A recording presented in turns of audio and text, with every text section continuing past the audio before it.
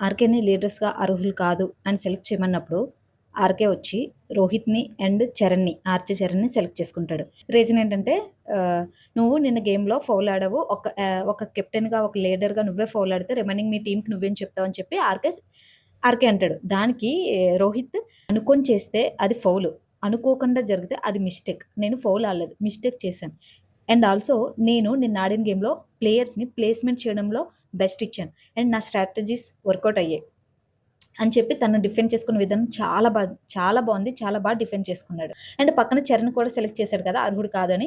చరణ్‌నేమో as a పర్సన్‌గా నువ్వు waste. ఇంక ప్లేయర్‌గా నువ్వేం ఆడతావు? ఒక లీడర్‌గా నువ్వేం చేస్తావు? అని చెప్పి చరణ్ అంటాడు. సో, ఇక్కడ రోహిత్ మీద ఆర్‌కే అరుస్తుంటే ఆహ్, రోహిత్ వచ్చి అరవకు నువ్వు అరిస్తే నేను నీతో ఇంకా వేరేలా డీల్ చేయాల్సొస్తదని చెప్పి అంటాడు. అంటే ఎనక చరణ్ వచ్చి yes. I agree that point. నువ్వు రోహిత్ మీద అరవకూడదు. అని చెప్పి చెప్తాడనమాట. ఎందుకంటే తను నా ఫ్రెండ్. నువ్వు రోహిత్ మీద అరిస్తే తను వేరేలా చేయాల్సొస్తదని చెప్పి అంటాడు. నాకక్కడ వాట్ ఏ ఫ్రెండ్‌షిప్ అని చెప్పి అనిపిచ్చింది. అండ్ రోహిత్ చేసుకున్న డిఫెండింగ్ స్కిల్స్ ఉన్నాయే చాలా బావున్నాయి. ఓటింగ్ పడుతుంది అంటే ఇందుకే పడతది గైస్ ఓటింగ్ రోహిత్‌కి. తన గేమ్స్, తన స్ట్రాటజీస్, తన గేమ్ ప్లే ఎక్సలెంట్ అంటే ఎక్సలెంట్. అండ్ ఆ సెటిల్డ్ పెర్ఫార్మన్స్ ఉంది చూడండి. అది మాత్రం ఇంకా వేరే లెవెల్. అందుకే అంత ఓటింగ్. వన్ సైడ్ అయితున్నట్టు అవుతుంది బయట ఓటింగ్ చూస్తుంటే.